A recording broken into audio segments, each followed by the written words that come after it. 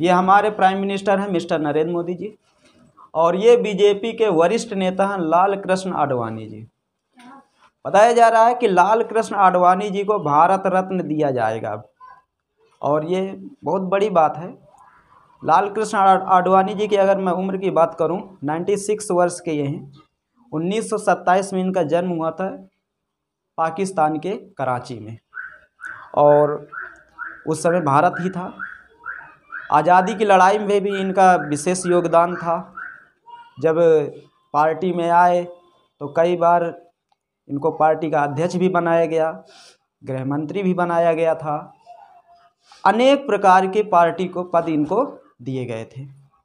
और ये बताया जाता है कि लाल कृष्ण आडवाणी एक ऐसे नेता हैं, आज अगर 2024 में बीजेपी इतना ज़्यादा सक्रिय है तो कहीं ना कहीं लाल कृष्ण आडवाणी जी की बहुत बड़ी महत्वपूर्ण भूमिका है बीजेपी को आगे बढ़ाने में। आप ये कहिए कि प्रधानमंत्री बनते बनते रह गए, नहीं तो वो प्रधानमंत्री की उम्मीदवार थे, क्योंकि इनकी थोड़ा उम्र ज़्यादा हो गई थी। और बीजेपी में देखिए, बीजेपी स्पेशल एक लोगों की पार्टी नहीं है, और यही कारण है कि आज बीजेपी को हर कोई पसंद कर रहा है। जैसे कि अभी आप देखे होंगे कि हमारे उत्तर प्रदेश में बीजेपी से योगी आदित्यनाथ जी मुख्यमंत्री हैं, मध्य प्रदेश में बीजेपी से मुख्यमंत्री बनाए गए, लेकिन जो मध्य प्रदेश में बीजेपी से मुख्यमंत्री बनाए गए हैं, क्या वो जनरल कैटेगरी के हैं? बिल्कुल नहीं, वो यादव हैं।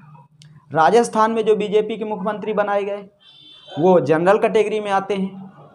छत्तीसगढ़ में जो बीजेपी के मुख्यमंत्री बनाए गए वो आदिवासी कैटेगरी में आते हैं। तो कहीं ना कहीं देखा जाए ये एक ऐसी पार्टी भारत में है प्रेजेंट टाइम पे जो सबको साथ में लेके चलने का प्रयास कर रही है। और अदर जो पार्टियां हैं उनमें आपको वंशवाद दिखाई देगा। जैसे कि हमारे यहाँ सपा है, अच्छी पार्टी है, मानते हैं सब कुछ है, लेकिन ज़रा सोचिए, अगर सपा भविष्य में लोकसभा या विधानसभा में सीटें ज़्यादा पा रही है तो मुख्यमंत्री कौन बनेंगे? अखिलेश जी बनेंगे, दूसरा तो कोई बनेगा नहीं, क्योंकि अखिलेश जी उसके क्या हैं, राष्ट्रीय अध्यक्ष हैं। तो कहीं ना कहीं देखा जा, अखिलेश जी के पहले कौन थे? उनके पिताजी राष्ट्रीय अध्यक्ष थे। फिर उसके बाद अब अगर कोई राष्ट्रीय अध्यक्ष बनेगा तो अखिलेश जी के लड़के बनेंगे या उनकी वाइफ बन जाएंगी। तो कहीं ना कहीं देखा जाए एक वंश दिखाई दे रहा है ना, लेकिन इस पार्टी में कोई वंश दिखाई नहीं देता। अच्छा, अब इन्हीं के चाल ढाल पर जानते हो कौन सी पार्टी चलने लगी? कांग्रेस।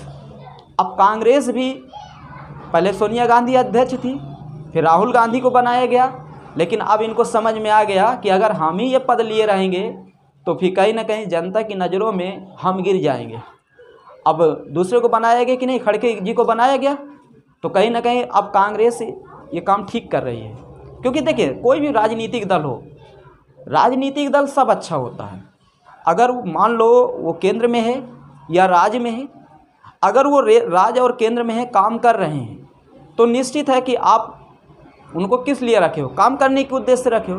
तो जब काम करने के उद्देश्य से रखे हो तो काम तो ज़रूर करेंगे। अच्छा, जो काम करेगा तो अपना श्रेय भी लेगा। और ऐसा नहीं है कि कोई पार्टी यहाँ पर आई है और वो काम ना करी हो। अपने अपने हिसाब से सब काम किए हैं, कोई ज़्यादा किया है तो कोई कम किया है, ठीक ठाक किए हैं, ऐसा नहीं है, सब किए हैं। लेकिन हमारे यहाँ पर क्या होता है कि जो राजनीतिक दल होते हैं जो विपक्ष में होते हैं, सत्ता पक्ष अगर कोई भी काम करे तो उसके काम में उसे उस बुराई ज़रूर दिखाई देगी, और ये नहीं होना चाहिए। अगर आपको जनता से वोट मांगना है, आप जनता के बीच से वोट लेना चाहते हैं, तो कभी कभी कोई व्यक्ति अगर सही कर रहा तो उसकी बड़ाई करनी चाहिए। और ये लोग एक साथ जानते हो कब खड़े होते हैं? जब देश की बात आती है तब ये लोग खड़े हो जाते हैं। और लाल कृष्ण आडवाणी जी को मुझे शायद कोई ऐसा नेता हो जो इनका सम्मान ना करता हो। हर नेता इनका सम्मान करता है, आप ये कहिए, क्योंकि सबसे वरिष्ठ हैं ये, और इनके सामने सब छोटे हैं। तो चाहे उम्र के हिसाब से हो, चाहे राजनीतिक कैरियर के हिसाब से हो, हर मामले में ये भारत के बहुत बड़े दिग्गज नेता हैं। आप ये कहिए 96 वर्ष हो गए, 1927 का जन्म है, बात समझे। और इतने में न जाने कितने मर के चले गए होंगे, और आज इनको भारत रत्न मिलने की संभावना है, तो हमारे लिए भी बहुत गर्व की बात है। और ये आप क्वेश्चन याद रखना, इनको भारत रत्न मिलेगा, क्योंकि अगर नाम आया है तो दिया जाएगा, ये निश्चित है। ठीक।